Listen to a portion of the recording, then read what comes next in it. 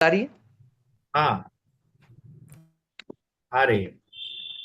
नमस्कार आदरणीय वरिष्ठ चिकित्सकगण, सम्मानित शिक्षकगण एवं मेरे चिकित्सा क्षेत्र के विद्यार्थी साथियों। आज के इस विशेष अवसर पर वर्ल्ड ऑटिज्म अवेयरनेस डे के उपलक्ष्य में आयोजित राष्ट्रीय स्तर की ऑनलाइन व्याख्यान श्रृंखला में आप सभी का स्वागत करते हुए मुझे अत्यंत हर्ष हो रहा है। इस कार्यक्रम का आयोजन आरोग्य भारती पश्चिम प्रांत महाराष्ट्र प्रांत भारतीय स्वास्थ्य चिंतन आयाम एवं भागीरथी मेडिकल फाउंडेशन के द्वारा किया गया है। कार्यक्रम का शुभारंभ भगवान श्री धन्वंतरी वंदना के साथ किया करते हैं।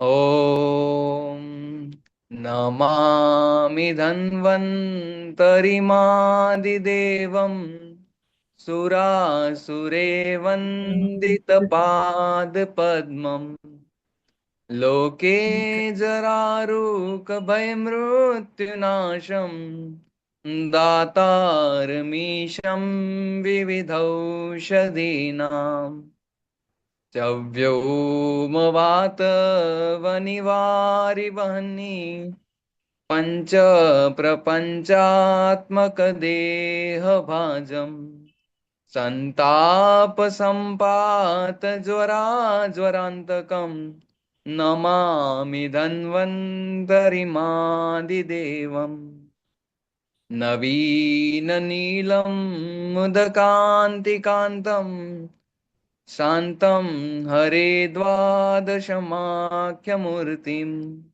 पूर्तिं सतनां सुमनोरथानां नमामि धन्वन्तरिमादिदेवम् नमामि धन्वन्तरिमादिदेवम्।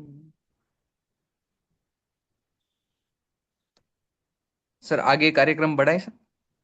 जी, नमस्ते। नमस्ते। अब मैं उद्घाट हाँ सर। बोलिए। अब मैं उद्घाटक एवं मार्गदर्शन जी के परिचय के लिए अब मैं आमंत्रित करना चाहूंगा डॉक्टर मनोज चौधरी जी का। आप अष्टांग आयुर्वेद महाविद्यालय पुणे में सह प्राध्यापक एवं विभागाध्यक्ष हैं। साथ ही आप आरोग्य भारती पश्चिम महाराष्ट्र प्रांत के भारतीय स्वास्थ्य चिंतन आयाम के प्रमुख भी हैं। जी नमस्कार। नमस्कार। आ, आज उद्घाटक एवं मार्गदर्शन के लिए हम आमंत्रित करना चाहते हैं हमारे मित्र एवं मार्गदर्शक आरोग्य भारती पश्चिम महाराष्ट्र प्रांत के सचिव वैद्य संतोष जी गटने। इनका मैं अंशतः परिचय आप सभी को करवाना चाहता हूं। आप एक समर्पित, कर्मठ एवं एक निष्ठावान आयुर्वेद के प्रचार प्रसार के लिए निरंतर कार्यरत ऐसा व्यक्तित्व है। वैद्य संतोष जी सचिव के रूप में कार्यरत होते हुए भी अनेक दायित्व का निर्वहन कर रहे हैं। जैसे हमारे महाराष्ट्र आरोग्य विज्ञान विद्यापीठ में आप सीनेट सदस्य एवं स्थायी समिति सदस्य भी हैं। खास करके इस पद पर रहते हुए स्वास्थ्य शिक्षा में नीतिगत निर्णय, शैक्षणिक गुणवत्ता सुधार, संस्थागत विकास में आप सक्रिय योगदान दे रहे हैं। आप एक अनुभवी आयुर्वेद चिकित्सक एवं आयुर्वेद औषध निर्माता के रूप में पुणे में कार्यरत है। अपने दीर्घ अनुभव एवं गहन ज्ञान के माध्यम से उन्होंने अनेक रोगियों को समग्र एवं प्रभावी उपचार प्रदान किया है और सदैव आप निरंतर कार्यरत हमारा उत्साह बढ़ाते हैं। तो मैं आमंत्रित करना चाहता हूं ऐसे हमारे मित्र, बहुआयामी एवं प्रेरणादायी व्यक्तित्व जो हमारे संतोष जी है, आप कुछ दो शब्द इस व्याख्यान श्रृंखला में कहें। संतोष जी। नमस्कार। आज के इस आयुर्वेदाभ्यसन में आप सभी का हार्दिक स्वागत है। हर एक व्याख्यान में उपस्थित रहने का सौभाग्य मुझे मिलता है, साथ ही कुछ बोलने का भी अवसर मिलता है। आज का दिन विशेष है, आज की तिथि विशेष है। हम सबके परम आराध्य हनुमान जी का आज जयंती का दिन है, जो सबके आरोग्य के लिए एक रोल मॉडल है।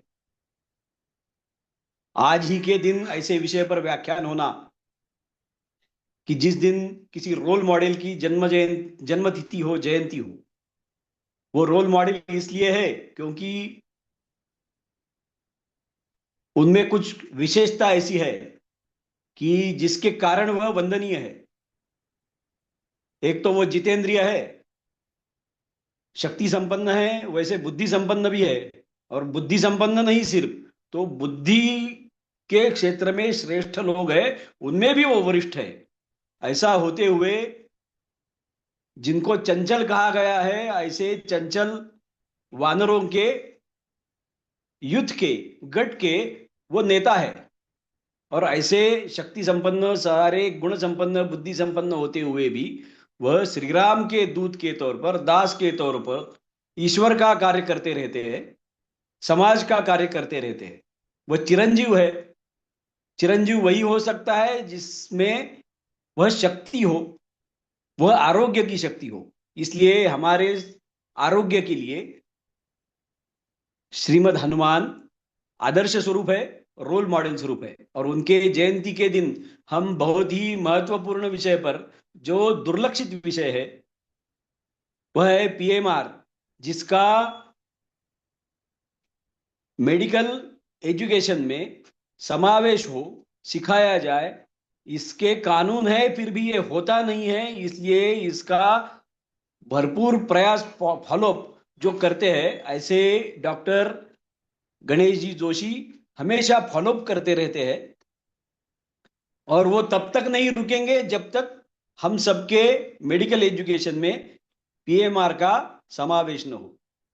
ऐसे उत्साही गणेश जी हमें मिले हैं और आज के दिन मिले हैं। इसलिए हम सब आज सचमुच में बहुत ही धन्य है। उद्घाटन के तौर पर यह बोलते हुए आप सबको, आप हनुमान जयंती के अवसर पर शुभेच्छा देते हुए, यह आदर्श अपने जीवन में आप उतार सके, यह शुभेच्छा देते हुए मेरा कथन मैं पूर्ण करता हूं। धन्यवाद।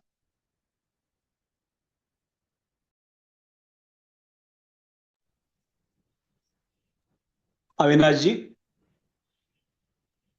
यस सर, धन्यवाद। अब मैं मुख्य वक्ता का परिचय कराना चाहूंगा, डॉक्टर गणेश मुक्त अरुण जोशी जी का। उन्होंने नागपुर में एमबीबीएस और नई दिल्ली से एमडी और डीएनबी किया है, फिजिकल मेडिसिन और रिहेबिलिटेशन में। पद एवं कार्य: संयोजक वो डिंडोशी भाग कोकण प्रांत एवं कोकण प्रांत आरोग्य भारती के संयोजक हैं। वो सदस्य रह चुके हैं IMA, Indian medical association, IAPMR, Indian association of physical medicine and rehabilitation, IOCN, IAMG, Indian association of medical genetics, IACP, Indian association of the clinical psychologist. वह पूर्व पद में सीआरसी भोपाल में दिव्यांगजन सशक्तिकरण विभाग, भारत सरकार में 2 दशक कार्य किया है। वो आईएपीएमआर में ऑटिज्म स्पेशल इंटरेस्ट ग्रुप के राष्ट्रीय सदस्य भी रह चुके हैं।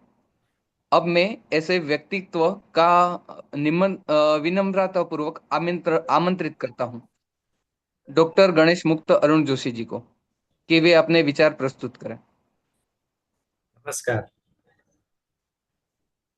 मेरी आवाज आ रही होगी? हाँ सर। जी। और ये शेयरिंग प्रारंभ हुआ? जी फुल स्क्रीन कर दीजिए, सिर्फ स्क्रीन शेयरिंग चालू है। हाँ, पूरा दिख रहा है। यस। नमस्कार। आज है वर्ल्ड ऑटिज्म अवेयरनेस डे 2026। जैसे कि माननीय गटनी जी ने बताया, हनुमान जन्मोत्सव शक संवत 1948। स्वलीनता और मानवता, ये ही प्रत्येक जीवन मूल्यवान है। यह इस वर्ल्ड ऑटिज्म अवेयरनेस डे का आज का विषय है। पूरे विश्व में यह दिवस मनाया जाता है। वर्ष 2008 से इसे मनाना प्रारंभ हुआ और इसे मनाने के पीछे विविध कारण हैं, जो कि हमारी प्राथमिक और सबसे महत्वपूर्ण डॉक्यूमेंट है, वो है भारत का संविधान। उससे हम प्रारंभ करते हैं।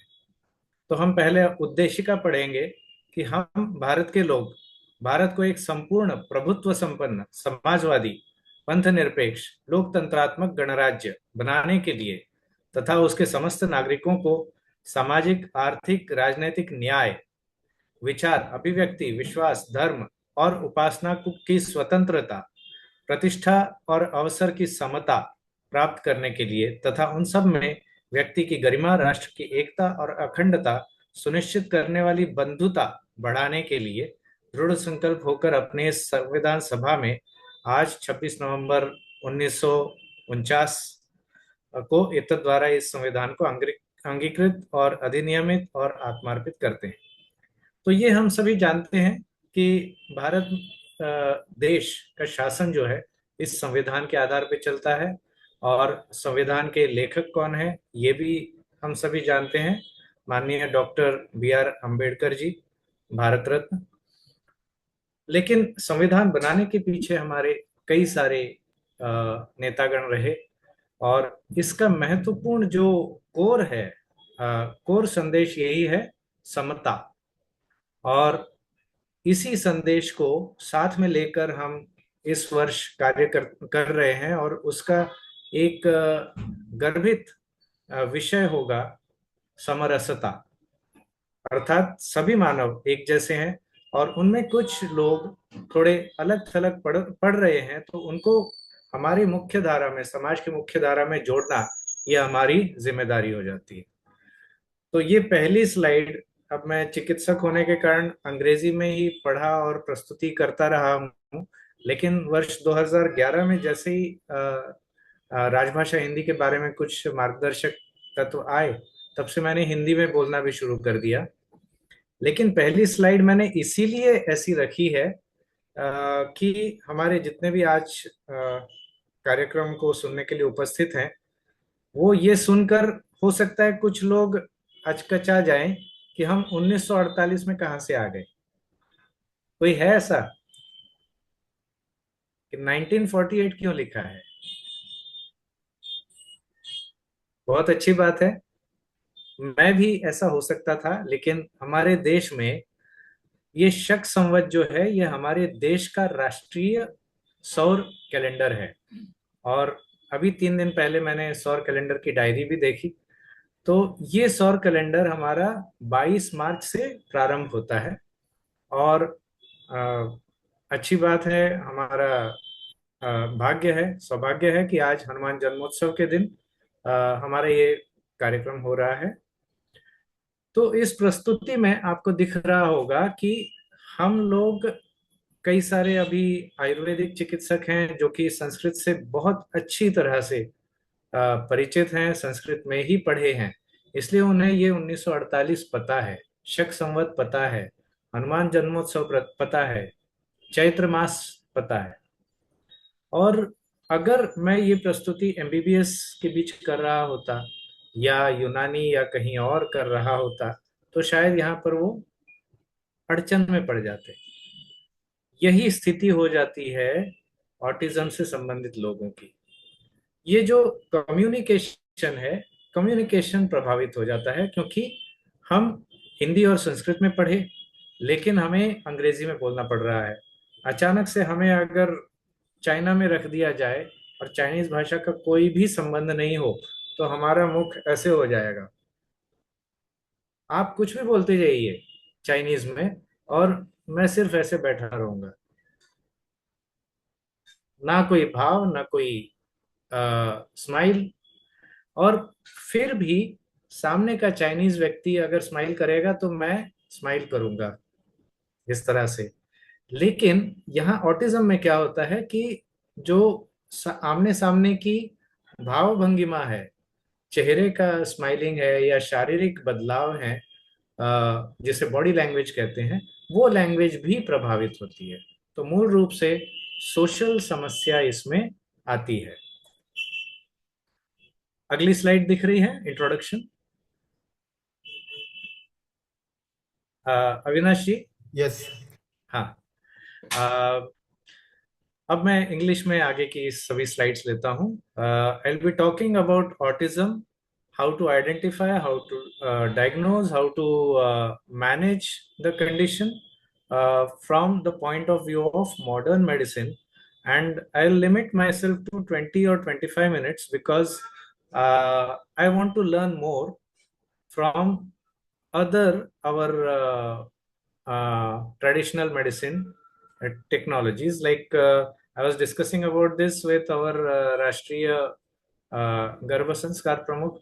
So she was telling that there will be many more dimensions we'll be discussing. So coming to introduction, autism literally means engulfed in self. अपने आप में ही मुग्ध है, स्वमुग्ध या स्वलीन या स्वपरायण, ऐसा व्यक्ति ऑटिज्म कहलाता है। ऑटो अपने आप में ही बिजी है, वो व्यक्ति ऐसा दिखता है लेकिन वैसी असल बात नहीं है। आप उससे बात कर रहे होंगे, जैसे उसका नाम है कुणाल, आप बोलेंगे कुणाल बेटा इधर आओ, और वहां से कोई जवाब नहीं आएगा, वो इधर उधर देखता रहेगा, उसे समझ में ही नहीं आएगा, बल्कि बुद्धि चल रही है।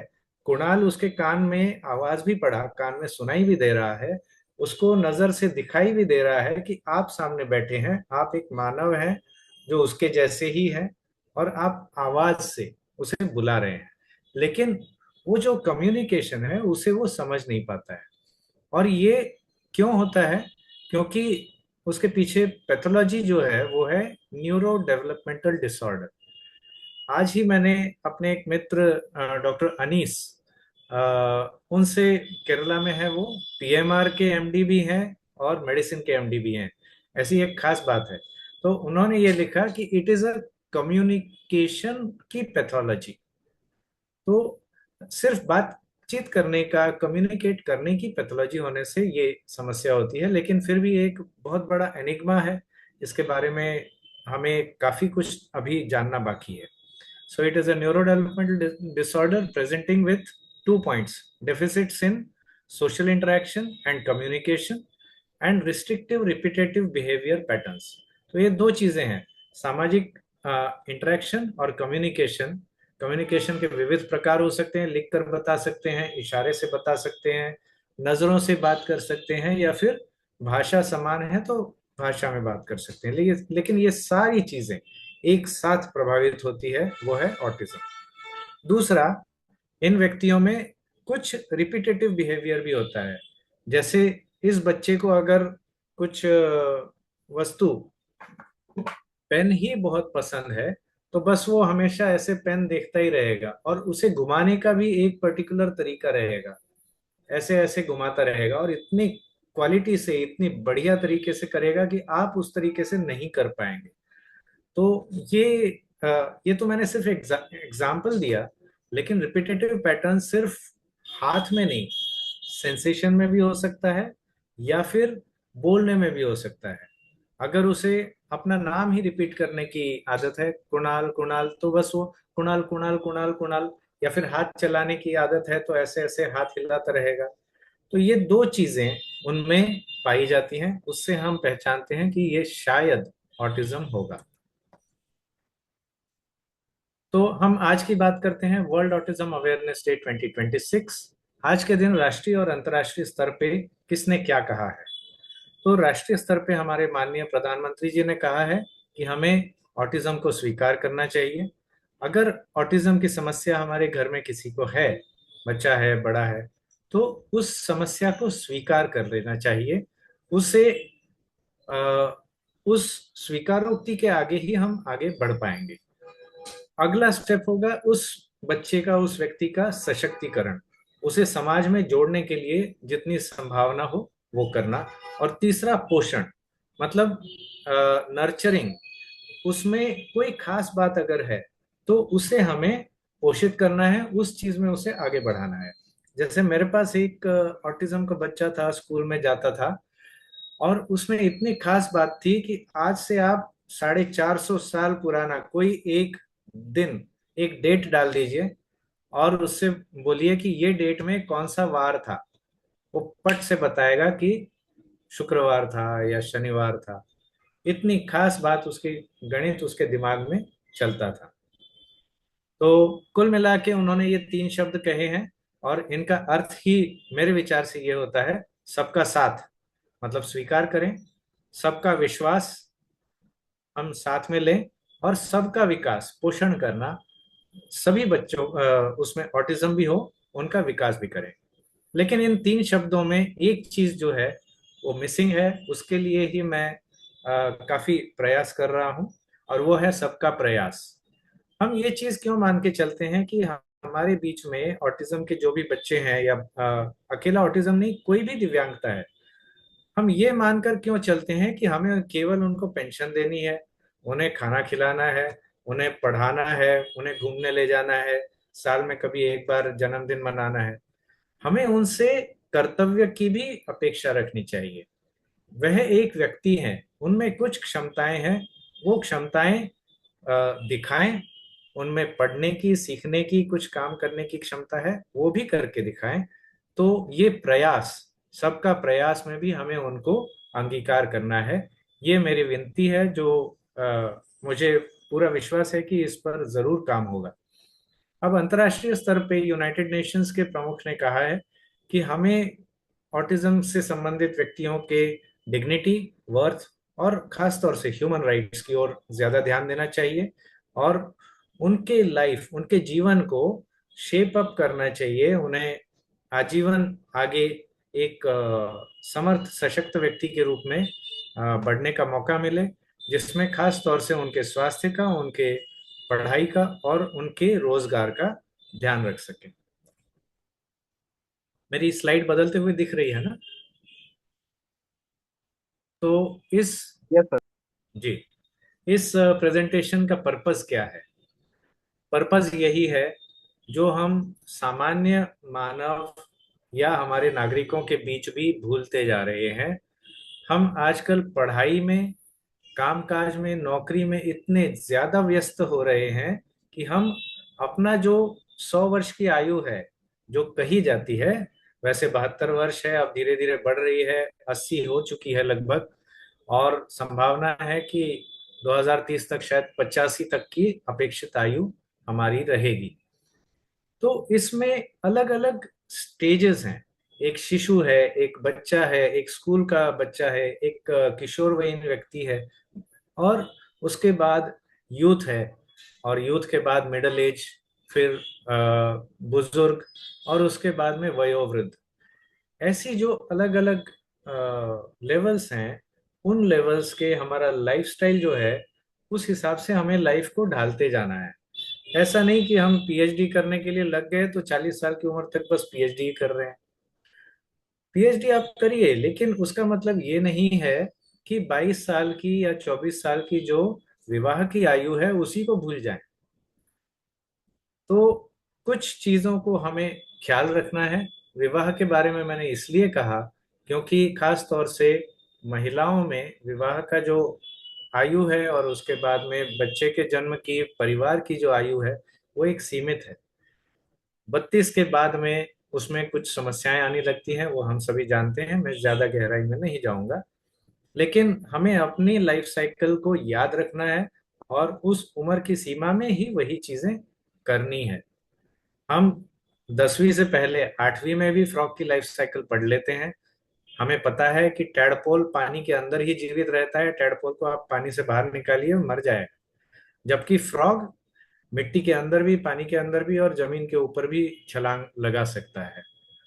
और उसका जो बदलाव है वो तो अपनी उम्र के हिसाब से होगा ही, और उसके लिए उस तरीके का सामाजिक पर्यावरण देना होगा।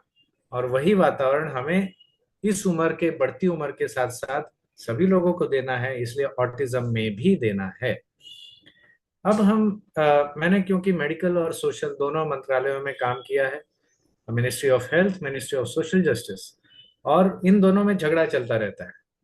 बल्कि पता नहीं मुझे कहना चाहिए कि नहीं, लेकिन मैंने अनुरोध किया था वर्ष 2007 में डायरेक्टर जनरल हेल्थ सर्विसेज से कि महोदय मैं सोशल जस्टिस में हूँ, लेकिन इस विषय में हूँ कि जहाँ पे हम रिहैब पढ़ा सकते हैं चिकित्सकों में, तो आप क्यों हम लोगों का उपयोग नहीं करते।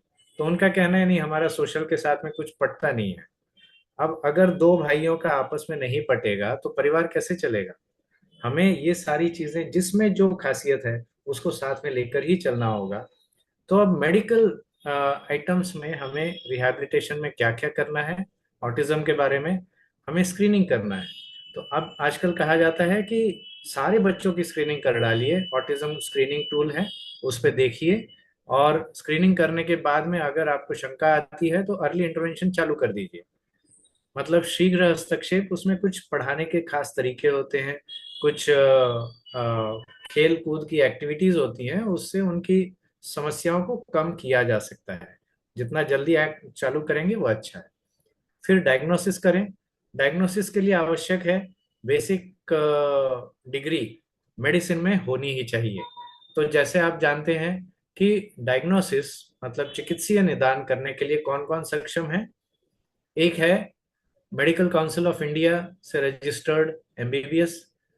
दूसरे 5 अलग अलग हैं आयुष की विविध काउंसिल से रजिस्टर्ड हमारे पारंपरिक चिकित्सक। और तीसरे जो केवल दांतों से सीमित होते हैं वो है डेंटिस्ट। तो इनका काम डायग्नोसिस का है। डायग्नोसिस करके जब वो प्रिस्क्रिप्शन लिख देते हैं कि आगे आपको फलाना करना है, तो आगे का काम संभालने के लिए हमारे पास अलाइड हेल्थ केयर और अलग अलग प्रोफेशनल्स, पुनर्वास चिकित्सक, पुनर्वास उपचारक, ये होते हैं। इसके ऊपर मैंने एक लेख भी लिखा था कि हमें चिकित्सक और उपचारक, ये दोनों के बीच में अंतर को हमेशा पहचानना और जानना है। चिकित्सक की जिम्मेदारी है कि वो स्क्रीन डायग्नोसिस करे और स्पेसिफिकली लिखे कि इसमें ये समस्या है, और फिर उसमें ये बता दे कि इसे ये कार्य करना है। फिर वो करने का काम जो है, उपचार देने का काम जो है, वो विविध प्रकार के उपचारक का होता है। पुराने जमाने से औषधि देने वाला फार्मासिस्ट एक उपचारक है। नर्स हमारे बड़े महत्वपूर्ण उपचारक रहे हैं। लेकिन अब धीरे धीरे उपचारकों के 57 से अधिक प्रकार हैं, और उसके अलावा पुनर्वास उपचार देने वाले भी कई लोग हैं। तो सर्टिफिकेशन अगली स्टेप होगी। सुनाई आ रहा है? जी नाम से कोई ऑडियो चालू हो गया जी। तो सर्टिफिकेशन में चूंकि ऑटिज्म एक डिसेबिलिटी मानी गई है, दिव्यांगता मानी गई है, इसलिए उन्हें डिसेबिलिटी सर्टिफिकेट यूडीआईडी भी दिया जाता है। ये जिम्मेदारी मेडिकल की है। और थेरेपी देने के लिए प्रिस्क्रिप्शन देने का काम मेडिकल का है, और उस पे काम करने का उपचारक की जिम्मेदारी है। उसके बाद में मॉनिटरिंग, ये भी चिकित्सक की जिम्मेदारी है। ऐसा नहीं कि आपने प्रिस्क्रिप्शन लिख दिया कि आपको फलाना गोली 10 दिन तक दिन में 3 बार खानी है। आपको 3 दिन बाद पूछना भी चाहिए कि सच में आपने खाई कि नहीं खाई, और गोली मुंह के अंदर गई है या उसने थूक दी है। ये सब चीजें आपको देखना होगा। तो ये सारी जिम्मेदारी मेडिकल की है। लेकिन उतना काफी नहीं है। अगला है सामाजिक इंटरवेंशंस। उसमें सबसे पहला महत्वपूर्ण है ह्यूमन राइट।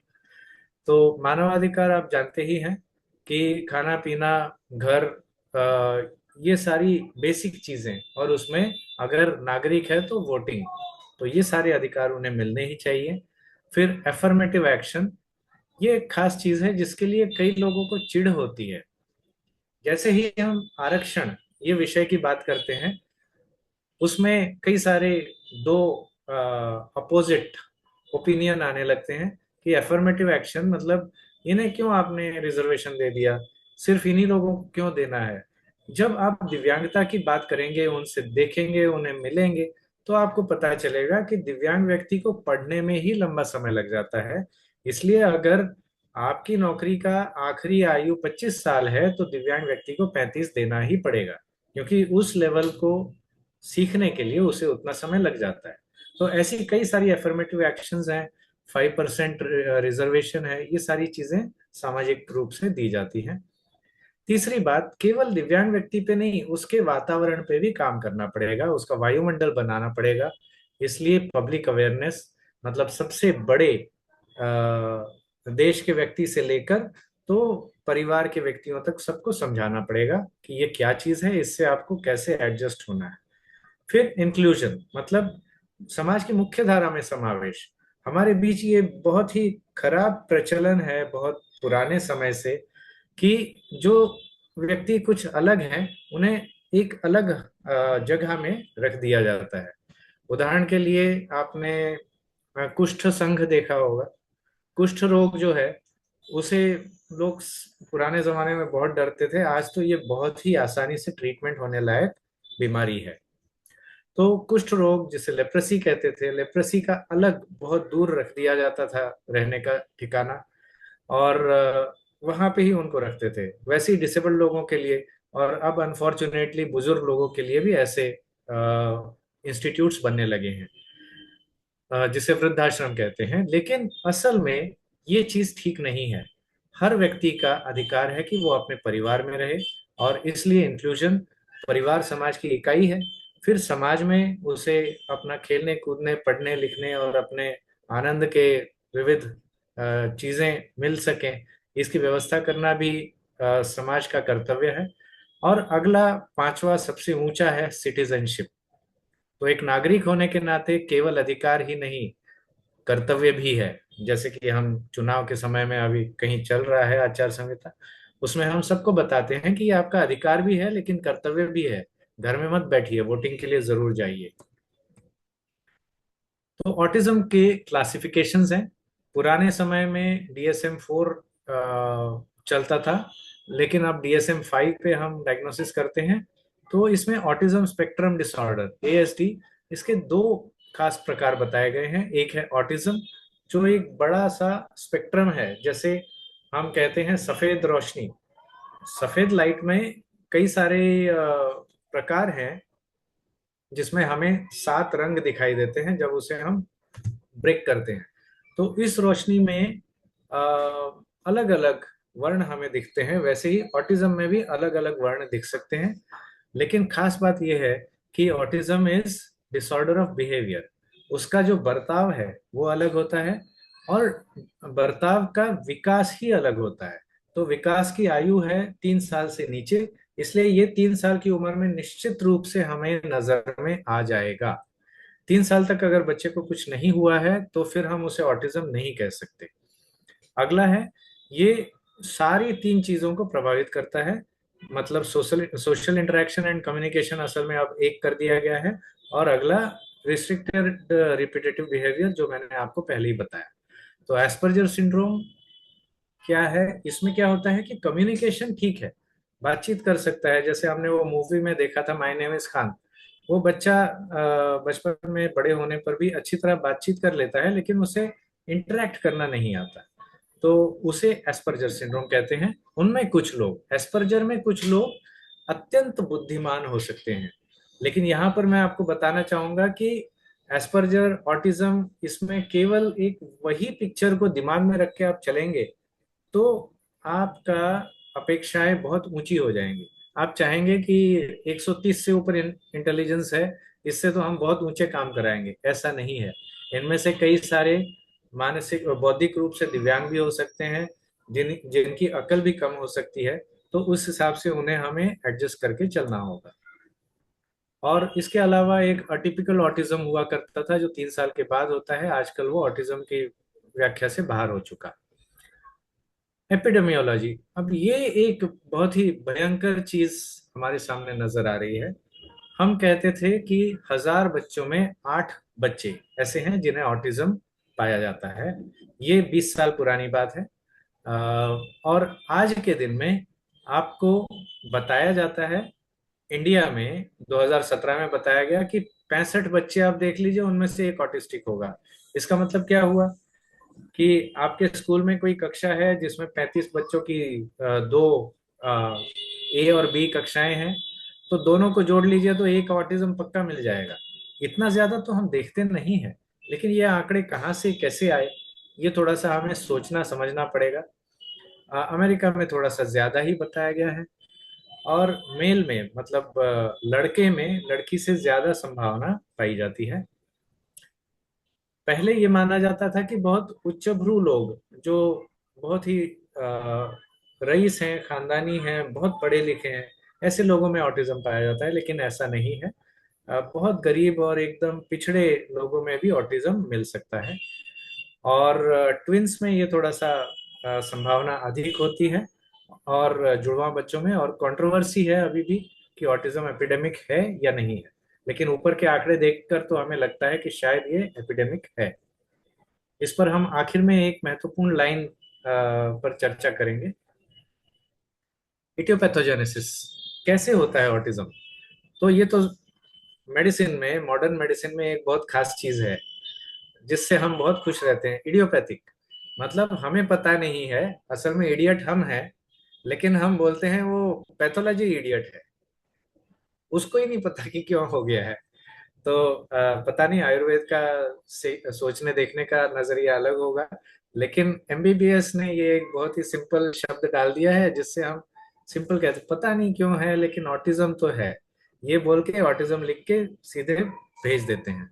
तो इस तरीके को थोड़ा सा हमें बदलना है, और जिसमें शायद आरोग्य भारती का से हमें काफी कुछ सीखने को भी मिलेगा, पूरी देश को और दुनिया को सीखने को मिलेगा।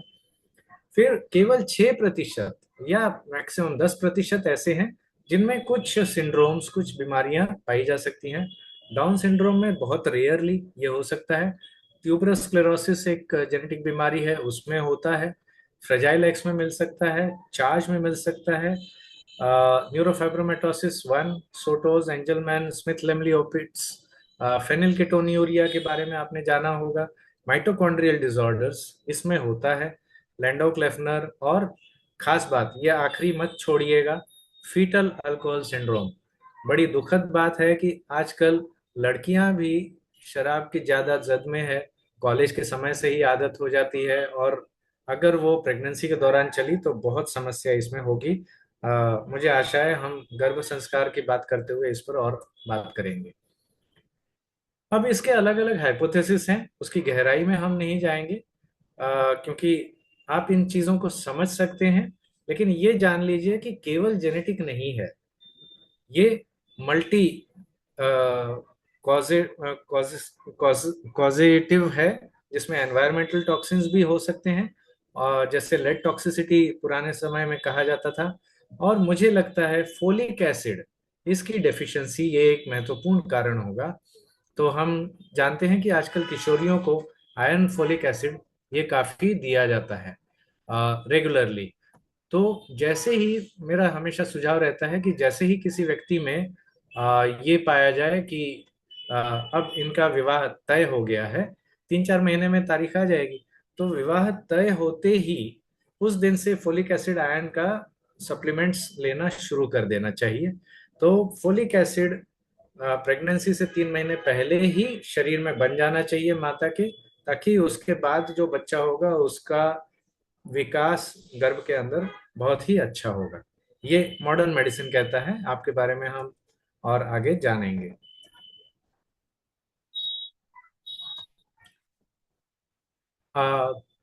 इमेजिंग फाइंडिंग्स, इसमें हम मैग्नेटिक रेजोनेंस टेक्निक्स जब लगाते हैं तो ऐसे दिखता है कि वर्मिस हाइपोप्लाजिया है, कुछ ब्रेन वॉल्यूम वाइट मैटर में कुछ गड़बड़ी हो सकती है, लेकिन कनेक्टिविटी का डिसऑर्डर है। ब्रेन के दो भाग हैं, राइट और लेफ्ट, वो एक दूसरे से कनेक्टेड होते हैं, और राइट भाग में भी अंदर से आगे से पीछे, पीछे से आगे ऐसे कनेक्शंस होते हैं। तो ये जो आगे से पीछे ऐसा कनेक्शन है जिसमें बिहेवियर में कनेक्शन है, वहां पे कहीं कमी पाई गई है। मेरे एक मित्र जो न्यूक्लियर मेडिसिन स्पेशलिस्ट हैं, बाद में न्यूरोलॉजिस्ट और पीडियाट्रिक न्यूरोलॉजिस्ट हुए, उन्होंने अमेरिका में एक ये कमी ढूंढ कर निकाली थी 10-20 साल पहले। तो पीईटी मतलब पॉजिट्रॉन एमिशन टोमोग्राफी, ये भी न्यूक्लियर मेडिसिन की एक विधा है, इसमें ये कमियां पाई गई हैं। इटियोपैथोजेनेसिस में ऑटोप्सी मतलब व्यक्ति बड़ा होके जब गुजर गया उसके बाद ऑटोप्सी में ये मिला है, परकिंजर सेल्स इन सेरिबेलम ये प्रभावित हो सकते हैं। न्यूरोपिल कॉम्प्लेक्सिटी कम हो सकती है, मतलब जो इनके रिबोसोम्स हैं उसमें पैकिंग और स्टैकिंग में कुछ गड़बड़ी होती है। और ये जरूर पाया जा सकता है कि हमारे ब्रेन में जितने भी तंत्रिका कोशिकाएं हैं वो सामान्य से जरा ज्यादा ही होते हैं। तो इस बच्चों में कोशिकाएं बहुत ज्यादा होती हैं। जैसे कोई आम का पेड़ है, घना होता है, लेकिन उससे बहुत ही ज्यादा घना हो जाए तो ऐसे दिखेगा जैसे फंगस या गोभी जैसा बन गया हो। तो उतना ज्यादा इसमें सेल्स होते हैं, क्योंकि उन सेल्स की जो पहले 3 साल में छटाई होनी चाहिए कटिंग करते हुए, उन सेल्स को सीखना है, अपने माता पिता की भाषा सीखना है, उनसे मुस्कुराना खेलना सीखना है। वो सीखने की गतिविधि में शायद कोई कमी है। And changes in brainstem reticular formation, inferior olive, deep cerebellar nuclei ये भी पाए गए हैं। और कम्युनिकेशन डेफिसिट, जैसे कि हमारी स्पीच एरियाज हैं लेफ्ट हेमिस्फेयर में, Wernicke's and Broca's. Social cognition में मीजियल टेम्पोरल और ऑर्बिटोफ्रंटल एरियाज में कमी। स्टीरियोटाइपी मतलब सेरिबेलर चीजें और फ्रंटोस्ट्राइटल कनेक्शंस में भी दिक्कत हो सकती है। इनमें क्लिनिकल फीचर क्या है? पहली बात, हमें दिखाई देता है कि बच्चा बात नहीं करता, म्यूटिज्म। कुछ बच्चे ऐसे बिहेव करते हैं जैसे कुछ सुना ही नहीं। आपने उधर से बात की होगी, आप उधर से मुझसे सवाल पूछेंगे, मैं ध्यान ही नहीं दूंगा, और जानबूझ के ध्यान नहीं दिया ऐसे लगता है। तो ऐसा इनअटेंटिवनेस नजर आता है। और एबनॉर्मल बिहेवियर जो मैंने बताया रिपीटेडली, और डिसरिगार्ड ऑफ पर्सन। अब यहाँ ये चौथा पॉइंट है ना, ये बड़ा ही खास है, बहुत ही प्यारा है कि आप इस चीज से पहचान सकते हैं। आप उस बच्चे को एक क्या बोलते हैं वो जो प्ले स्कूल होता है ना, 1.5 साल 2 साल के बच्चे को हम प्ले स्कूल में डाल देते हैं। वहां पर 5-6 बच्चे खेल रहे होंगे, कोई गाड़ी के साथ, कोई किसी चीज के साथ, और 5 बच्चों को एक साथ बिठा देते हैं। तो उस अ, बच्चे को जब ये 5 बच्चों के बीच में बिठा देंगे तो वो वहां से दूर सरक के कोने में आ जाएगा, और अपना कोने में दीवार की तरफ मुंह करके अपना कोई खिलौना लेके खेलता रहेगा। तो ये खास है कि उसे व्यक्तियों से दूर रहने की इच्छा रहती है। लेकिन इनएनिमेट ऑब्जेक्ट्स, खिलौने जो हिलते डुलते नहीं है, जिसमें निर्जीव हैं, उन चीजों में बहुत ज्यादा रुचि होती है। इससे हम थोड़ा सा शंका लगा सकते हैं कि शायद ऑटिज्म होगा। अब इसके क्लिनिकल फीचर्स हैं। ऑनसेट ग्रेजुअल होता है, धीरे धीरे होता है।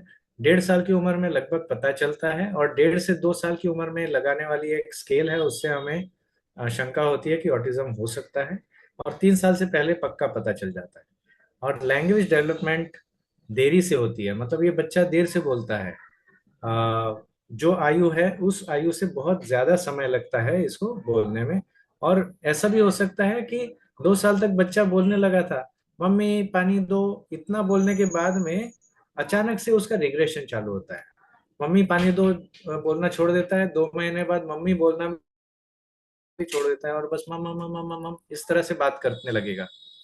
तो इस तरह की समस्या इस बच्चे में आती है, तो उससे हम शंका कर सकते हैं कि ऑटिज्म होगा। इसके फर्स्ट साइंस हैं कि पेरेंट्स के साथ नहीं देखता है, जॉइंट अटेंशन नहीं है, मतलब पेरेंट की गोद में बच्चा बिठाया हुआ है, ऐसे बिठाया है, और पेरेंट बताता है वो देखो वहां कुत्ता है, लेकिन ये बच्चा इधर मुंह करके दूसरी तरफ ही देखता रहेगा। तो पेरेंट जो उसे दिखा के सिखाना चाहता है कि ये कुत्ता है, ये मेरा घर है, ये भगवान की मूर्ति है, वो चीजों में बच्चे को रुचि नहीं होती, वो अपना कुछ और ही देख रहा होता है। फिर अवॉइड्स कडलिंग। बच्चे को अगर आप प्यार से, ऐसे प्यार से लेकर पुचकारते हैं तो एकदम से वो धक्का दे देगा, दूर करेगा। गोद में ठीक है, गोद में लेकर चलिए, लेकिन मुझे पास में मत लीजिए, मुझे दूर रखिए, इस तरह से वो बिहेव करता है। एक्ट्स डेफ, डेफ नहीं है, छोटी सी भी आवाज सरसराहट होगी एकदम से देखेगा, लेकिन जब आप उस आवाज को महत्वपूर्ण रूप से प्रस्तुत करेंगे तो वो डेफ जैसा करेगा। पीकबू मतलब वो हम इस तरह खेलते हैं ना, वो गया अब, तो इस तरह का जो खेल है उस खेल में रुचि नहीं दिखाता है। और चलने में, हाथ के यूज में भी हो सकता है ऐसे थोड़ा सा क्लमजी हो। क्लमजी का मतलब, मैंने ऐसे अचूक रूप से पेन खोला और लगाया, वो बच्चा पहले तो बहुत ढूंढेगा, फिर ऐसे खोलेगा, फिर ऐसे ऐसे ऐसे कुछ अजीब तरह से करके फिर लगाएगा। तो ये क्लमजीनेस उसमें होगा। हैंड फ्लैपिंग कुछ बच्चों में मिलता है, और हेड शेकिंग ऐसे ऐसे करते रहेंगे, ऐसा कुछ बच्चों में हो सकता है। जार्गन स्पीच, नियोलॉजिज्म, इकोलैलिया, मतलब आपने उससे पूछा बेटा आपका नाम क्या है, वो बोलता रहेगा बेटा आपका नाम क्या है, बेटा आपका नाम क्या है, 10 बार बोलेगा। फिर थियोरी ऑफ माइंड स्किल्स उसमें नहीं है। ये हम थोड़ा गहराई की बात है, अब समय की कमी से इस पे मैं ज्यादा नहीं बोलूंगा। इमिटेट नहीं करता है, मतलब आपने खाना खाते हुए थाली से उठाया मुंह में डाला, उसको देख देख कर वो नहीं सीखेगा, अपना अलग ही तरीका ढूंढेगा। और इमेजिनेशन के साथ, मतलब विचार करके इमेजिन करके चीजों को नहीं कर पाता है, लेकिन ऑब्जेक्ट्स को बहुत ही खास तरीके से स्टैक कर सकता है। इस पेन के ऊपर वो 2 पेन और खड़े करके दिखा देगा बिल्कुल बिना गिरे। तो ऐसी खास चीजें भी उसमें होती है। अचानक से उसको गुस्सा आएगा, फेंकेगा चीजों को, या फिर काट भी लेगा, नोचेगा, ऐसी कुछ समस्याएं भी इनमें हो सकती है। लेकिन उसके ही विरुद्ध आपने अगर उसको बाल से ऐसे किया तो एकदम गुस्सा कर सकता है, लेकिन अगर यहाँ ब्लेड भी लग गई तो भी वो आराम से घूमता रहेगा जैसे कुछ दर्द ही ना हुआ। तो ये सेंसरी कुछ इश्यूज इन बच्चों में हो सकते हैं। और इनमें प्रोग्रेस कैसा होता है, लैंग्वेज जो है स्टैटिक हो जाती है, लैंग्वेज बहुत ज्यादा वोकेबलरी नहीं आती है। साइको सोशल डेवलपमेंट में भी स्टेसिस हो सकता है। लेकिन यहाँ हमें ये ध्यान रखना है कि केवल 3 साल नहीं, 14 साल तक धीरे धीरे लैंग्वेजेस और बहुत सारी चीजें डेवलप हो सकती हैं, हम सिखा सकते हैं। Gross and fine motor skills भी डेवलप करते हैं। 2-3 साल 2 तिहाई केसेस इंप्रूव हो जाते हैं, पहले से काफी अच्छे हो जाते हैं। और कुछ हाई फंक्शनिंग केसेस जो है वो तो बिल्कुल अनडायग्नोज रहेंगे।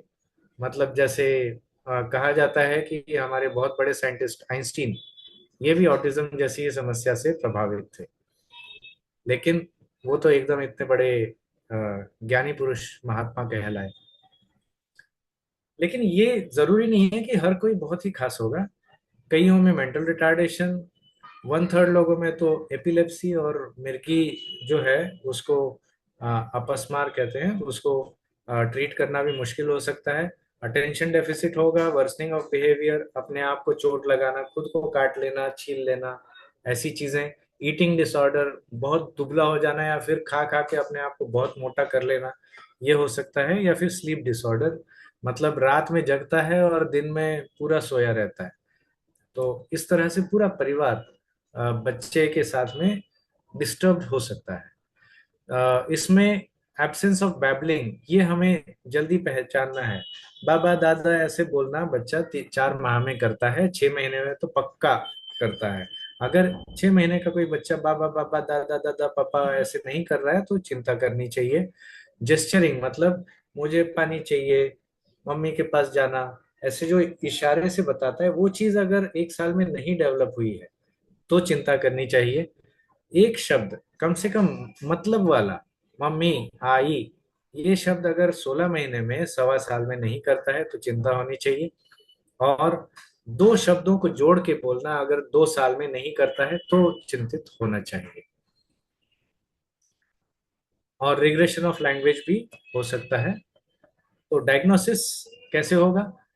सबसे पहली और खास बात जो हर चिकित्सक को पता है लेकिन नजरअंदाज कर देते हैं, वो ये है कि अगर माता कुछ शिकायत कर रही है, बाकी हर कोई शिकायत कर सकता है, टीचर भी शिकायत कर सकता है, लेकिन माँ अगर शिकायत कर रही है कि नहीं बच्चे में कुछ गड़बड़ है, तो उसे डिसरिगार्ड कभी मत करिए, ये याद रखना है। फिर स्क्रीन फॉर डेवलपमेंट, कुछ स्क्रीनिंग टेस्ट हैं। सेंसरी डेफिसिट सबसे पहले एक्सक्लूड करना है। हमारे पंचेंद्रियां हैं, और अलग अलग इंद्रियों में से सबसे महत्वपूर्ण है नजर। 80% हम नजर से सीखते हैं, 15% कान से सुन के सीखते हैं, और कुछ चीजें सूंघ के वगैरह होता होगा। लेकिन नजर और कान, ये 2 चीजें टेस्ट करके कंफर्म करना चाहिए कि इसकी नजर अच्छी है, कान बिल्कुल 100% सही है, तभी हम ऑटिज्म के लेबलिंग की ओर सोचेंगे, वरना नहीं सोचेंगे। और डायग्नोसिस DSM-5 क्राइटेरिया से किया जाता है, जो साइकेट्रिस्ट की जिम्मेदारी है। डिफरेंशियल डायग्नोसिस, यहाँ बहुत बड़ा खतरा है। हम मेंटल रिटार्डेशन को कई बार ऑटिज्म कह देते हैं, डाउन सिंड्रोम में मोस्टली मेंटल रिटार्डेशन होता है, अब इसे इंटेलेक्चुअल डिसेबिलिटी कहा जाता है, लेकिन ऑटिज्म कहने लगते हैं। मुझे बड़ा अचरज हुआ जब मैं एक पीडियाट्रिशियन से मिला, सीनियर पीडियाट्रिशियन, उनके बेटे को मेंटल रिटार्डेशन है, लेकिन वो अपने बेटे को ऑटिज्म कहते हैं। जैसे कि आप शर्ट पैंट पहन के अपने आप को एकदम खास समझते हैं, वैसे ऑटिज्म कहने से आपको लगता है कि ये खास हो गया व्यक्ति, ऐसा नहीं है। डायग्नोसिस गलत होने से मैनेजमेंट बिल्कुल बिगड़ जाएगा। तो मेंटल रिटार्डेशन है, उसे एक्सेप्ट करिए, उस हिसाब से पढ़ाइए। अटेंशन डेफिसिट डिसऑर्डर भी ऑटिज्म जैसे प्रस्तुत हो सकता है। रेट सिंड्रोम सिर्फ लड़कियों में होता है, क्योंकि ये एक्स क्रोमोसोम से संबंधित है। हेलर सिंड्रोम, डेफनेस, ब्लाइंडनेस, ये दो खास चीजें हैं जो हमें बिल्कुल अचूक रूप से अलग ढूंढ लेना पड़ेगा। अदर लैंग्वेज डिसऑर्डर्स, बच्चों में आजकल शिजोफ्रेनिया समस्या भी होने लगी है, वो हो सकता है, लेकिन वो 3 साल से पहले कभी नहीं होगा। और रिएक्टिव अटैचमेंट डिसऑर्डर, ये चीज हो सकती है। फर्दर वर्कअप में सबसे पहले आईक्यू देखना है, intelligence quotient, severity of autism cars नाम के एक टूल पे देखी जाती है, और स्ट्रेंथ्स जानना सबसे जरूरी है। कभी भी अगर हम घोड़े पर रेस लगाते हैं, हम ये देखना चाहते हैं कौन ताकतवर घोड़ा है, कौन थका नहीं है। ऐसे घोड़े पर ही हम दाम लगाते हैं। कभी भी थके हुए घोड़े को चाबुक मार के दौड़ाने की कोशिश नहीं करना चाहिए। तो इस बच्चे में जो चीजें कमजोर हैं, उन कमजोरियों को थोड़ा बेसिक तक उठा दीजिए, उसमें पासिंग रैंक आ गया बस है। लेकिन जो कुछ खास चीज है उसको एकदम आगे बढ़ाइए। उसको स्विमिंग आता है, स्विमिंग में उसको ओलंपियन बना दीजिए। इस तरह का आप काम कर सकते हैं, जो कि बहुत फलीभूत होगा। और फॉलो अप करना, डायग्नोसिस रिव्यू करना, 3 साल पे, 5 साल पे, 8 साल पे, 14 साल पे, ये आवश्यक है। इसमें अदर प्रोफेशनल्स की जरूरत है। रिहैबिलिटेशन काउंसिल ऑफ इंडिया के रिहैब साइकोलॉजिस्ट होते हैं, रिहैबिलिटेशन प्रोफेशनल्स हैं, स्पीच पैथोलॉजिस्ट और स्पेशल एजुकेटर ऑटिज्म के खास हुआ करते थे, 10 साल चले। अब वो कोर्स बंद होके एक क्रॉस एजुकेशन वाला कोर्स चल गया है, उसमें भी ऑटिज्म सिखाया जाता है। और अलाइड हेल्थ केयर में ऑक्यूपेशनल थेरेपिस्ट एक बहुत ही खास महत्वपूर्ण व्यक्ति है, जो इसके उपचार में और इसके असेसमेंट में मदद करता है। ऑप्टोमेट्रिस्ट तो जरूरी है, क्योंकि नजर बढ़िया है कि नहीं ये जानना हमें बहुत जरूरी है। इन्वेस्टिगेशन में बहुत सारे टेस्ट हैं, evoke potential studies, thyroid function, EEG, MRI, और आजकल जेनेटिक का जमाना है। जेनेटिक वर्कअप में हम कई सारी चीजें पता लगा सकते हैं, हो सकता है किसी का हमें इलाज भी मिल जाए। अब जेनेटिक्स के वर्कअप के बाद में आजकल एक चलन है, उसके बारे में लास्ट में मैं बताऊंगा। अब हम आते हैं प्रोग्नोसिस पे, क्योंकि माता पिता इस चीज को जानना चाहते हैं डॉक्टर से कि ये बेटा ठीक होगा कि नहीं, यही उनका सवाल होता है। तो ठीक होगा कि नहीं, इसके बारे में आप कोई ज्योतिषी नहीं है जो आप परफेक्टली बता सकें, लेकिन थोड़ा सा अंदाजा दिया जा सकता है। गुड प्रोग्नोसिस कब है? जब बच्चा माँ के साथ नजर मिला रहा है, कॉग्निटिव एडाप्टिव स्किल्स, उसमें सीखने की क्षमता थोड़ी अच्छी है, जल्दी पहचान में आ गया है, उसको कुछ फ्रेंड्स पसंद है, 50 में से कम 2 फ्रेंड्स वो जोड़ के रखता है, successful inclusion with regular peers, अपनी उम्र के बच्चों के साथ रहता है। एस्पर्जर सिंड्रोम है तो बिल्कुल ही बढ़िया है, कोई दिक्कत नहीं। और अटिपिकल ऑटिज्म हो तो उसमें भी हमें लगता है कि हो सकता है 14 साल का होने तक बच्चा बिल्कुल ठीक हो जाए, ऑटिज्म होगा ही नहीं, ऐसा भी हो सकता है। लेकिन पुअर प्रोग्नोसिस कब आता है? जब जॉइंट अटेंशन कम है, फंक्शनल स्पीच 5 साल की उम्र में भी नहीं आया, 5 साल का भी बच्चा एक शब्द से नहीं बोल पा रहा है खाना है, इस तरह से भी नहीं कर पा रहा है। मेंटल रिटार्डेशन है तो समस्या है, सीजर्स है, या ट्यूबरोस्क्लेरोसिस नामक काफी जघन्य रोग है, उसमें खराब प्रोग्नोसिस है। और सीवियर ग्रेड है, एक्सट्रीम अलूफनेस, बिल्कुल भी दूर रहता है, एक भी व्यक्ति से जुड़ना नहीं चाहता, तो चिंता की बात है। अब हम रिहैबिलिटेशन टीम के बारे में समझ लेते हैं। जो पीएमआर की खासियत है, ये स्लाइड मैंने जानबूझ के यहाँ डाला कि जैसे कंगारू है, ये मैं स्पेशल जानवर यहाँ पर प्रस्तुत कर रहा हूँ। कंगारू अलग तरीके से चलता है, उसके लिए बहुत महत्वपूर्ण व्यक्ति चीज अंग कौन सा है पता है? वो है उसकी पूंछ। पूंछ में इतनी ताकत है कि वो पूंछ से मार भी सकता है, पूंछ से ही छलांग लगा के वो भाग सकता है।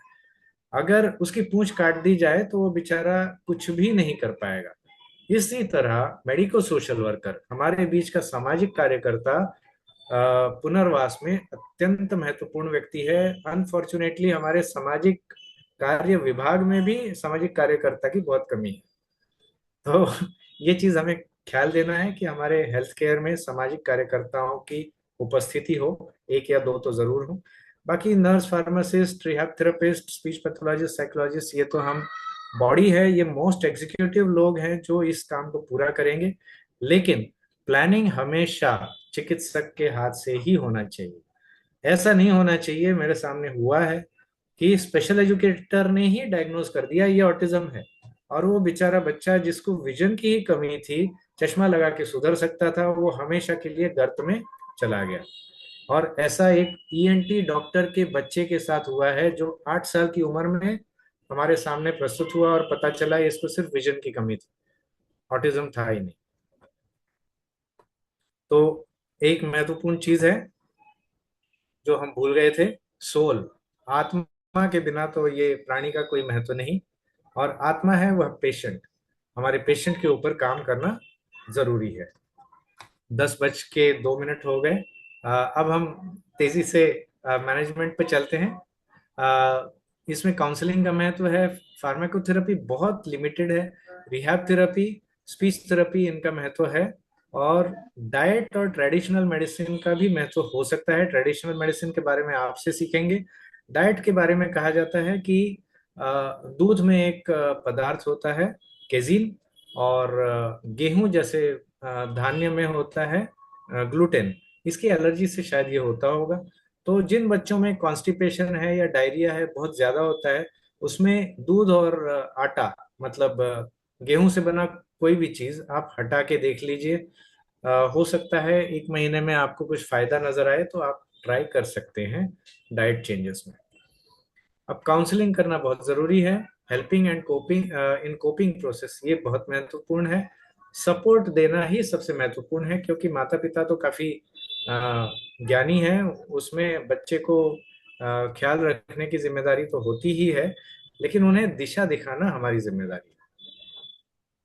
और बीच बीच में जो रोग होते हैं उनका इलाज करना, जेनेटिक काउंसलिंग की आवश्यकता हो, पहला ही बच्चा अगर ऑटिज्म है तो अगले में होगा कि नहीं, ये सवाल को आंसर करना, ये जेनेटिक काउंसलर की जिम्मेदारी है। फार्माकोथेरेपी जो है, हमें लगता है कि हमने दवा दे दी मतलब ठीक हो गया, ये बिल्कुल गलत है। इसमें रेस्पेरिडोन नामक दवाई बहुत उपयोगी है, मेथिलफेनिडेट भी काफी उपयोग में आता है, एंटी एपिलेप्टिक्स का भी यूज होता है, लेकिन ये केवल बहुत लिमिटेड जिम्मेदारी के साथ है। इससे ऑटिज्म क्योर हो जाएगा ऐसी बिल्कुल नहीं है, बल्कि ऑटिज्म में जो सुधार, यस, सुधार होगा वो केवल इसी से होगा कि हम सही समय पे उपचार दें, अलग अलग उपचार, स्पेशल एजुकेशन और रिहैबिलिटेशन प्रोफेशनल से। तो उसमें sensory integration, ADL training, play therapy, music therapy, ये सब है। साइकोलॉजिकल इंटरवेंशन अलग अलग तरीके से होते हैं। एडोलेसेंस में कुछ और बदलाव होते हैं हार्मोन्स के साथ, उसको हमें बदलना, मैनेज करना होता है। स्पीच थेरेपी में उसे भाषा सिखाना सबसे महत्वपूर्ण है, लेकिन जरूरी नहीं है कि सिर्फ आप अपनी मातृभाषा सीखे, हो सकता है वो चित्रों से, चीजों से बात करना सीख जाए, या फिर आजकल मोबाइल में कई सारे ऐप्स आ गए हैं, उनके उपयोग से ये कम्युनिकेट करने लग जाए, तो उन्हें वो दीजिए। तो स्पेशल एजुकेशन से उन्हें सिखाया जाता है, और हो सकता है कॉम्प्लीमेंट्री थेरेपीज, डाइट मॉडिफिकेशन, और अलग अलग थेरेपीज हैं, जिसमें म्यूजिक थेरेपी मुझे बड़ा रुचिकर लगता है, उसका भी काफी रोल होगा। तो खास तौर से डेवलपमेंटली अप्रोप्रिएट, सिस्टमेटिकली प्लान्ड, हर हर रोज उसे थेरेपी देना आवश्यक है। छुट्टी मत दीजिए इसे। अगर आपने गर्मी की छुट्टियां दे दी महीना भर, तो आपने साल भर जो सिखाया है वो भूल जाएगा, तो छुट्टी नहीं देना है उसके स्कूल में। इस तरह का इंटरवेंशन जरूरी है। कुछ स्पेशल टेक्निक्स हैं जो ऑटिज्म विशेषज्ञ जानते हैं, उनसे कराया जाता है। और ये कुछ इनिशिएटिव्स हैं, जैसे आज का दिन 2008 में पहली बार मनाया गया, लीगल प्रोटेक्शन नेशनल ट्रस्ट में दिया गया है 1999 में। खास तौर से ऑटिज्म का उसमें उल्लेख है। और स्किल ट्रेनिंग एंड प्लेसमेंट, ऐसा नहीं है कि ऑटिज्म कमाएगा नहीं, वो कमा भी सकता है, घर का पालन पोषण भी कर सकता है, बस उसे वो दिशा दिखनी चाहिए, उसे वो अवसर मिलना चाहिए। और रिसर्च अब भी चल रहा है। रिकमेंडेशन ये है कि सारे बच्चों को स्क्रीन करिए, उन्हें रिजेक्ट मत करिए। किसी में भी आपको शंका होती है आप उपचार शुरू कर दीजिए, लेकिन उसे ऑटिज्म लेबल मत करिए जब तक कंफर्म नहीं हो जाता। अगर गलत लेबलिंग कर दिया तो उसको जो बाकी समस्याएं हैं उसकी ओर नजरअंदाज हो जाएगा और उसका इलाज छूट जाएगा। उसे समय पे डिसेबिलिटी सर्टिफिकेट और बेनिफिट्स दिला दीजिए। और अभी 3 दिन पहले भारत सरकार ने एक ये आदेश सुप्रीम कोर्ट के आदेश पर जारी किया है कि ऑटिज्म में स्टेम सेल थेरेपी नहीं दिया जाए, नहीं देना है। स्टेम सेल थेरेपी मतलब इतनी महंगी थेरेपी है, 10 लाख 20 लाख रुपए लगा के लोग कराते हैं, लेकिन हर चीज में आप स्टेम सेल नहीं डाल सकते। तो अभी एक सूची जारी की है, उसमें 10-10 अलग अलग चीजें हैं जहाँ पे स्टेम सेल बिल्कुल एस्टेब्लिश्ड है, उसका उपयोग हो सकता है। ऑटिज्म में केवल रिसर्च में उसे करना है, जस्ट कोई भी उठा के स्टेम सेल दे रहा है ये नहीं करना है। और बाकी कई सारी चीजें हैं, स्किलिंग है, लाइफ साइकिल अप्रोच मैंने आपको पहले ही बता दिया, वो करना है।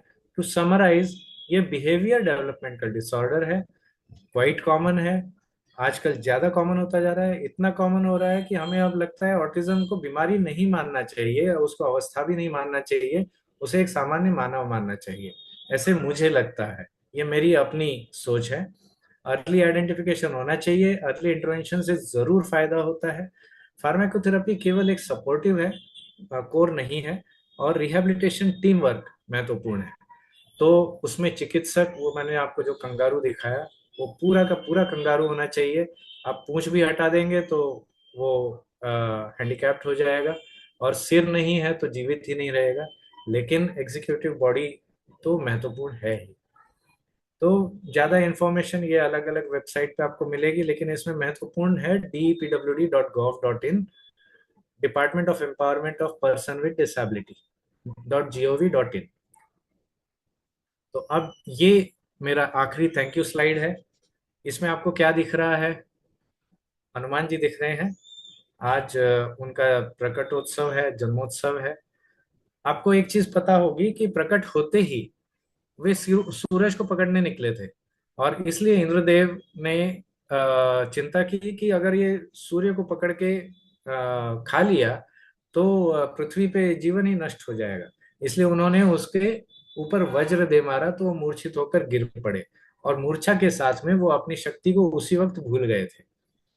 और फिर उनको उस शाप मिला था कि आपको बड़ा होने पे कोई अपनी शक्ति याद दिलाएगा, तब आप सब कुछ कर पाओगे। तब तक वो केवल एक सामान्य वानर के रूप में थे, लेकिन एक जाम्बुवान बहुत ही वरिष्ठ रीछ था उस वानर यूथ में। उसने रीछ ने जाम्बुवंत जी ने हनुमान जी को याद दिलाया कि बचपन में आपकी ये शक्ति थी, आज भी आपकी वो शक्ति है, और इसलिए आप समुद्र पार करके लंका जा सकते हो। और तब किसने इनको मदद की पता है? हनुमान जी एक पर्वत पे खड़े थे और हवा में से क्रूज करते हुए, पार करते हुए लंका पहुंच गए। तो जो पर्वत है, आपको पता होगा हनुमान जी की माता अंजनी, वो भी एक पर्वत है। और हवा में से गए मतलब उनके पिता, तो हवा ने उनको सपोर्ट किया। तो माता और पिता का तो सपोर्ट इसके लिए हमेशा ही है, बच्चे के लिए सबसे महत्वपूर्ण है। इसलिए पेरेंट्स का इंपॉर्टेंस है। पर्सन सबसे इंपॉर्टेंट है ही, उसी में शक्ति है, वही शक्ति उसको उपयोग में लाना है। लेकिन फिजिशियन और हमारी पूरी पुनर्वास टीम, आप सभी की टीम चिकित्सक, वो अगर सही समय पे शक्ति याद नहीं दिलाएंगे तो फिर आगे की राम कथा ही नहीं होती। तो ये चीज हमें याद रखना है। नमस्कार। बहुत ज्यादा समय लिया, मैं 20 मिनट में समाप्त करने वाला था, शायद 40 मिनट लग गए। अब प्रश्नोत्तरी। नहीं, धन्यवाद सर। इतना ज्ञानवर्धक, सरल एवं अत्यंत व्यावहारिक व्याख्यान देने के लिए आपका हृदय से आभार। आज आपने ऑटिज्म जैसे जटिल विषय को जिस स्पष्टता, वैज्ञानिक दृष्टिकोण एवं अनुभवजन्य उदाहरणों के माध्यम से समझाया, वह वास्तव में हम सभी के लिए अत्यंत उपयोगी एवं प्रेरणादायक रहा। आपके व्याख्यान से हमें न केवल इस विषय की गहराई को समझने का अवसर मिला, बल्कि एक चिकित्सक के रूप में हमारी जिम्मेदारियों को नए दृष्टिकोण से देखने की प्रेरणा भी मिली। निश्चित रूप से आपके द्वारा समझाए गए ज्ञान का लाभ हम सभी अपने क्लिनिकल प्रैक्टिस एवं अध्ययन में अवश्य लेंगे।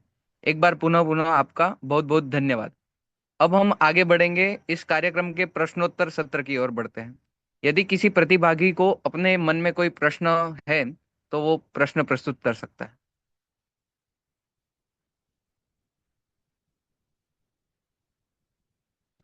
अनम्यूट करके वो प्रश्न पूछ सकते हैं।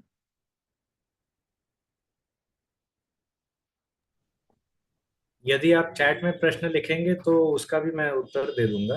अभी चैट पढ़ रहा हूँ।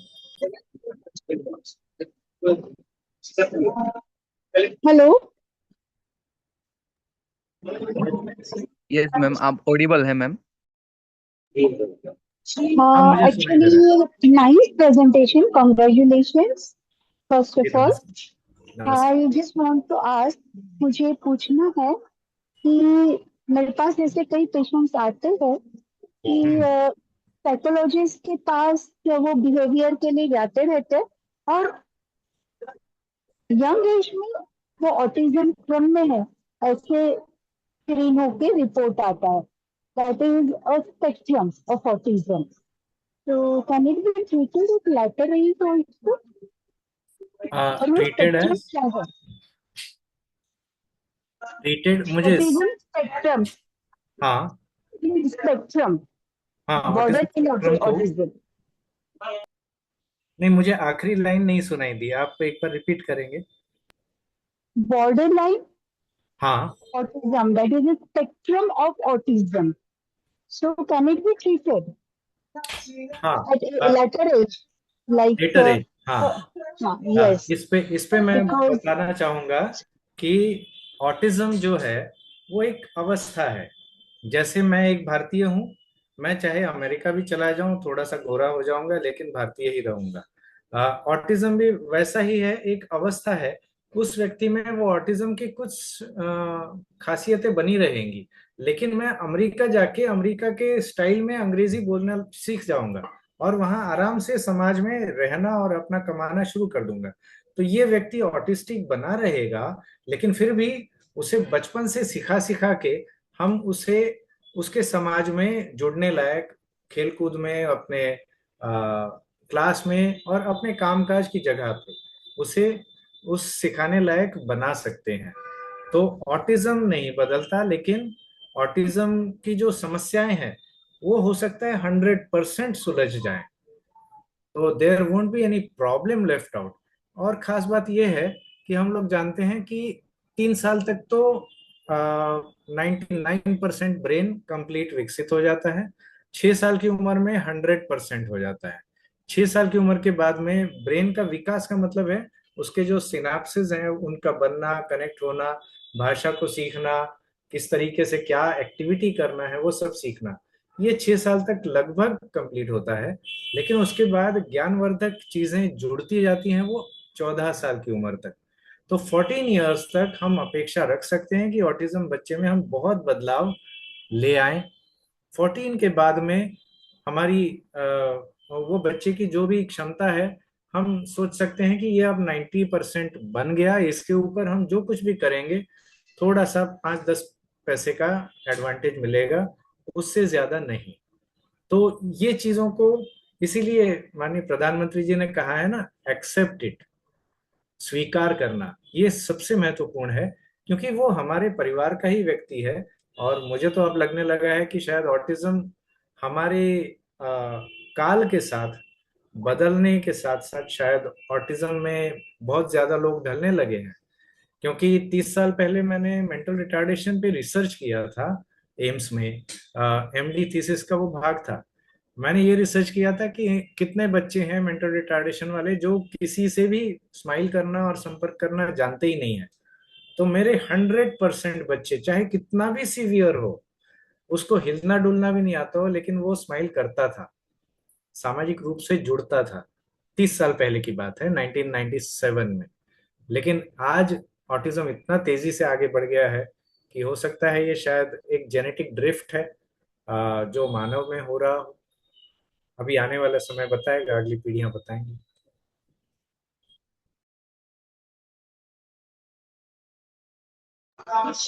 Thank you, sir. अन्य कोई प्रश्नकर्ता? Hello, sir. I am Dr. Yogita Chaudhary. Right now, I am treating one patient from Central Europe, and the patient is already diagnosed as autism spectrum disorder. Hmm. He is 7 year old, and the disease developed at the age of 18th of month. That means हाँ, 18 month of age. बराबर। हम्म। When the MMR vaccine was given, the proper hmm. history was taken, and hmm.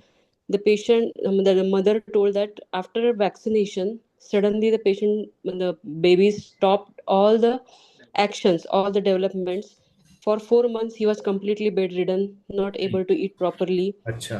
and right now he is of 7 years old. So हाँ। they have diagnosed as a autism spectrum disorder, but अच्छा। not on any medication in hmm. Europe.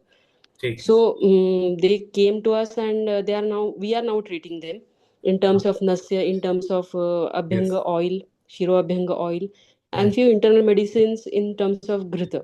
Yes So yes. the treatment is started, but hmm. my question is, uh, that means, can the collaboration with Ayurveda medicines and yes, autism spectrum disorders it is patients can be possible. done so that's that the Ayurveda medicine will work yes yes, and we that's can what. give the best results for the patients? Because at the age of 7, if the patient is like this, angered nature, beating himself, and multiple factors are there. Yes. So I'm looking forward for the patient's results.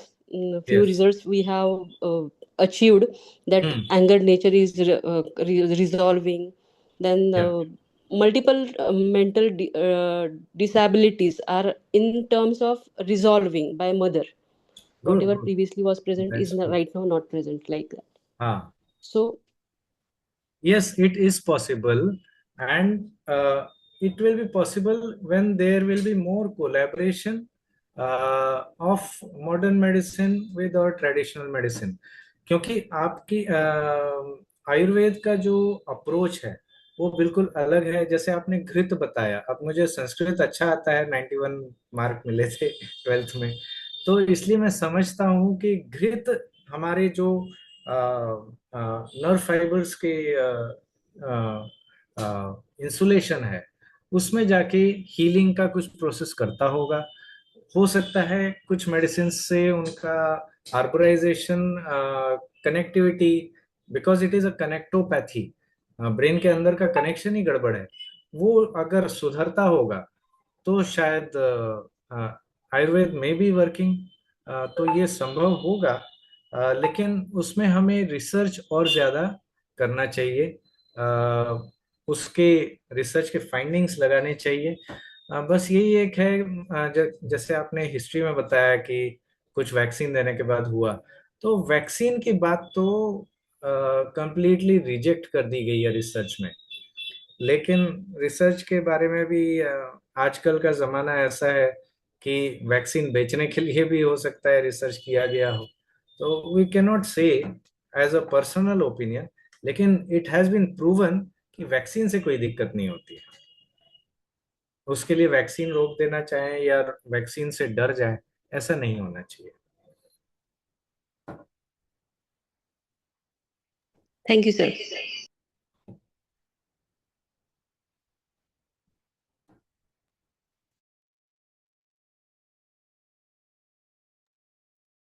तो अंत में मैं अब आभार व्यक्त करना चाहूंगा। Sir आपका फिर से पुनः सर आभार आपका इस ज्ञानवर्धक लेक्चर के लिए सर। अब हम शांति मंत्र समापन के लिए शांति मंत्र का पाठ करेंगे। सर्वे भवन्तु सुखिनः, सर्वे सन्तु निरामया, सर्वे भद्राणि पश्यन्तु, मा कश्चित् दुःखभाग् भवेत्। ओम शांति शांति शांति। धन्यवाद सर। धन्यवाद।